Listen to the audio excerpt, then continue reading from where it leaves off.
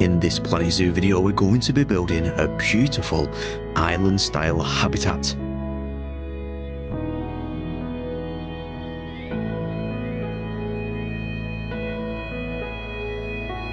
Which is going to house some Bornean orangutans.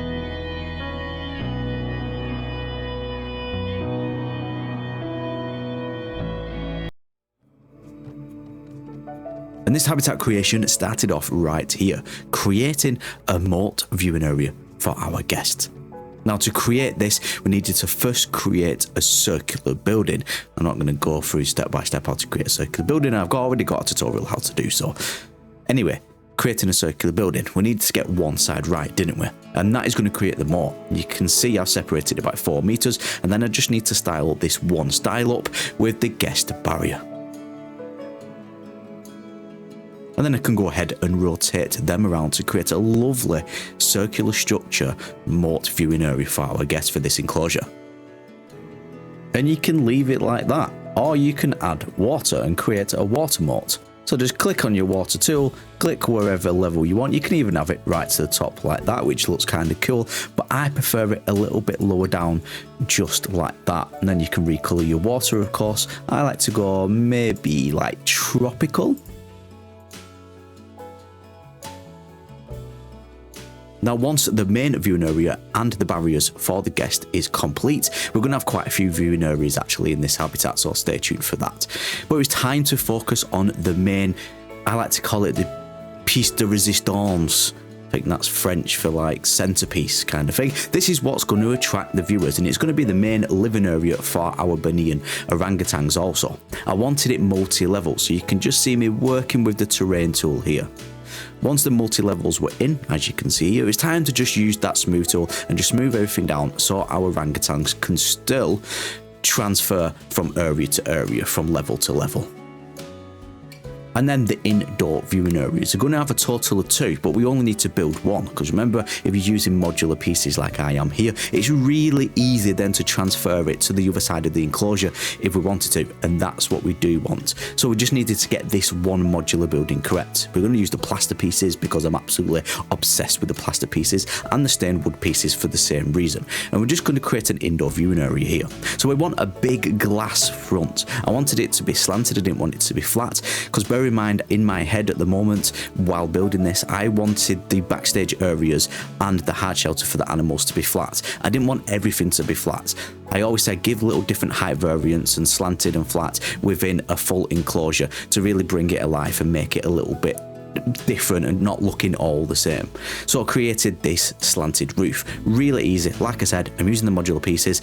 Little tip when doing the roofs, just narrow your margins down, your grid size to 1 meter if you want a little overhang, which you can see me put in here. And I suggest always doing that. It just looks a little bit more natural. You never see a roof matching straight with a wall in real life. There's always a little bit of overhang. This is normally for rain. If you've not got gutters, don't need gutters in this really. The rain's just going to transfer onto the floor and create a puddle because it's a slanted roof. But you can see how it's really coming together, and this was really easy but effective way to create a little building, to create an indoor viewing area, and I'm really happy with it. Obviously we're going to spruce it up, we're going to put some metal parts and like make it look like kind of like industrial modern, because that's a lot of the theming I do with my creations in Planet Zoo. But it was time to build in the actual ability to be able to view, so we're going to use one-way glass. Now we needed to surround this one-way glass with plaster, and that's what I'm doing here, creating a window basically, aren't I? We're going to get that one-way glass in. Although we are playing in sandbox mode, I really want to make sure that if you was building a habitat, it still meets the needs of the animals. It's not going to totally meet the needs, like plant needs and coverage needs and plant variants. When you're playing a sandbox mod, I like to get creative. So those kind of needs, sometimes I just turn off plant need for animals, or I just ignore them bloody moaning about it. But there's the windows in, perfect. Now we're just going to add the floor. Floor is very easy. We're going to use the stained wood pieces once again to give this lovely wood effect for the flooring within here.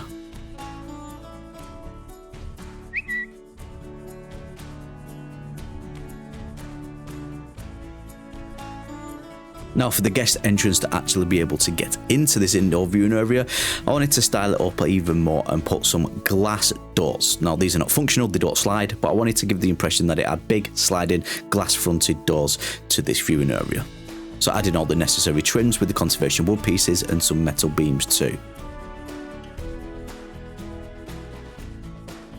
Once that was in place, you can see how it's kind of all coming together now, and all these metal pieces, I always put like decals and metal pieces just to spruce up how certain buildings look and just give it a little bit of kind of like an upgrade, really, isn't it? You can see I've created a slope and kind of like a little tunnel, a little like cave entrance onto this mounted, this multi-level terrain here.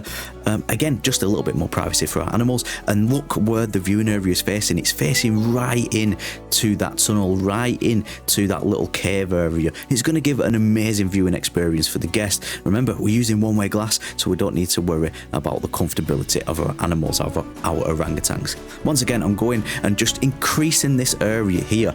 I do use the smooth tools. I wanted kind of like little slopes going down to each level, but I'm also going to put some climbing frame in there because obviously orangutans can climb. So I wanted climbing frames to be able to access each level of this multi-level terrain within this habitat. Now let's talk foliage. Now we all know foliage and rockwork for enclosures in Planet Zoo is everything, really, isn't it? I always say, if you've got a gap, put some foliage and rocks. You want to cover a jagged area of terrain like I'm doing here, foliage and rocks. It just makes everything come alive within Planet Zoo when it comes to enclosures. So there's no difference and no spurred area in here. Remember, I'm going to turn off the need for animal plant need and stuff like that and their preferences, because I want to be able to create a beautiful habitat, and it just is too restricting if I have those needs on for the animal. And that's the fun thing about playing in sandbox mode. You can pretty much do what you want and make any habitat look absolutely beautiful. We're in a tropical environment, so obviously I'm going to be adding tropical plants. We're going to add some different kind of plants as well. I always say in my tutorial videos, by the way, I'd create all kinds of Planet Zoo tutorial videos. If you're new to my channel watching this video, then go and check my tutorials. They've helped a lot of people, and I'm very grateful for everyone who does check them out. And while you're there, give me a like and give me a follow, you know, give me a subscribe if you want to, if you like my stuff. If you don't, then just tell me to shut up and I'll stop like trying to promote my own videos. Anyway, went off track a little bit there. Yeah, adding loads of different foliage, different colours, different types. That is what I suggest. And I love these aquatic 4 rocks. They are brilliant. I use them in every single habitat because you can just recolour them as well. And look how better it looks once all the foliage and rockwork was complete and on this terrain. Now we're going to add some climbing frames, like I said, so it gives access for our orangutans to gain each level in a fun way. Basically, they don't have to just walk now, they can climb. Now, for whatever reason, on the right hand side of the habitat, I wanted yet another viewing area. Yeah, I don't know why either. But I added these plaster walls next to this lovely glass barrier, and then we're going to add some of the rope pieces, not ropes, sorry, these are metal wire pieces with the metal trim just on top like that. This gives the impression of custom made barrier and kind of like an electric fence, so it sounds really cruel me saying it. Right, we're going to add some planters in here because foliage is king, of course, just at each side of this lovely viewing area. Moving on now to the backstage area, the private area for our animals, where our habitat gate will be and where our zookeepers can access our actual habitat. We're going to be creating a custom wall on a modular piece. Surprise, surprise, I do it in every single one of my videos. I just don't like the walls it gives you. I want to spruce things up a little bit, make it custom, make it stand out a little bit more. Is it heavy on piece count? Yes, it is. Some people's PCs, Xbox and PlayStation are going to struggle to handle this for every single habitat within the zoo. Yes, they are, unfortunately, but I'm not going to stop doing it. I absolutely love doing it. It's all about creating creative for this in this game for me, I told you. Anyway, rant over. Got the conservation wood pieces out once again, and we'll put these to a slant, and this is going to create our wooden wall. And you can see here, all I have to do is add all these to the group, and I've got my custom wall. I can then place it wherever I want, and then it's so easy just to duplicate and advance move it over. I'm just trying to figure out where to put it, that is. At the bottom, you can see I've added these metal pieces. This is out one of the new packs. Let me know in the comment section below if you know which pack, because I've actually forgot, I'm not going to lie. Well, yeah, just finishing off the wall here. But metal pieces on the bottom, sorry. Conservation wood pieces at a slant to give like a 3D look. Lovely custom made wall. And then you can just easily add to this, like you see me doing. You want to extend it, you want to extend the height of it, you can do quite easily. And then my ADHD brain kicked in and decided to totally change what I was doing and duplicate this indoor viewing area to the other side so it's symmetrical, and look how better it looks. Tons better in my opinion, and it fills that gap as well, because I was worrying about what to put in that gap. Anyway, back to the actual hard shelter at the back, and this is how it's coming along. This is what it's like with the roof on. Kept the roof really simple. It's just a flat roof made with the wooden slat pieces, and I just kind of added like a grid system at the top, like vents, just to give it a little bit of a look and look like it's actually vented, of course. Anyway, onto this one. Once again, now we're in the grid size down to 1 meter, so I can get a little overhang when it comes to building a roof like this. And we're using the plaster pieces once again. Simple but effective.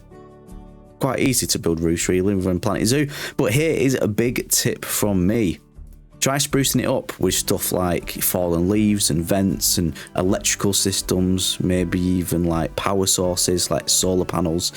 I end up doing that in a minute, but you can see me just adding a little trim on here, like I said, sprucing it up and just giving a little bit of like depth and a little bit of texture really to it as well. It's pretty much like painting a painting, building in this game sometimes. I love it, lets me get creative anyway.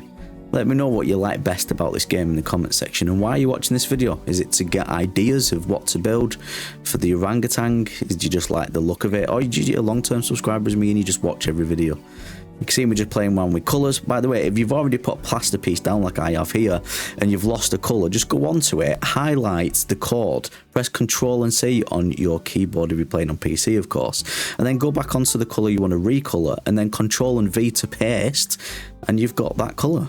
Just another little tip from me. Right, let's finish off this roof, shall we? In fact, going back to roofs, here's another little tip. What is this? A tutorial video, speed build video? Who knows anymore? I don't know what's going on. Anyway, what I'm going to do is I'm just going to group everything together. So I'm going to group all these grids together and these metal pieces, what I painstakingly put in, which doesn't actually look any much different. But then I'm going to separate the roofs from the building. Now, the main reason for this is I can just pull them up here. Why do I want to pull them up here? Because I can now see in the building. It's not dark in the building anymore. If you're getting any bits like I've got here, I'm just going to put that back. Pretend you didn't see that. But anyway, you can just increase the height of them, put them in the earth for a little bit, and then you can work on the inside of the buildings, being able to see more clearly, and then just lower them back down when you have done. And oh yeah, I created this little mesh area to the left of the hard shelter as well, just to give a private outdoor area. We've got a private indoor area, they might as well have a private outdoor area. Kept it really simple with mesh and metal pieces. On the inside, we needed to make it look a little bit more realistic, so we're going to do that with props. Most of these props from my Steam Workshop page, link down in the description below. And I made this little door, which I'm really happy with because I love it. Behind the door, I've hidden 2 facilities as well. Facilities what every habitat needs. In its final form, in its true glory, if I say so myself, this backstage area is looking damn beautiful. Just a little bit of details what stand out here. Creating a ramp at the front, adding these metal pieces here. Why? Because it looks good. Does it serve a purpose? No, it doesn't. On the roof, like I said earlier in the video, adding decals, adding torn away areas, some moss, some electrical, some piping, some aircon units, and some fallen leaves, some leaf litter. Really do bring this roof alive, don't they? Don't forget about the little things. And I went ahead and added these Bornean orangutans in the habitat, and they've got enough space. They're happy as Larry they are. They've got hidden enrichment everywhere. To spruce up around the outside of the habitat, I just added these signs. These are actually off the Steam Workshop page. Just search signs and you'll probably find them. This is what it looks from the top down, and this really does put in perspective how much work I have done on this enclosure. Hope you stuck around to the end of this video. If you did, if you're not subscribed, please consider subscribing already. Let's try to push for 30,000 subscribers this year. That's my goal. Please help me achieve it. If you did like the video, then please like it. If you didn't like the video, let me know in the comment section below how I can improve my next speed build video. Anyway, my name's Adamup. I hope you have a wonderful rest of your day, and I will catch you in the next Planet Zoo video.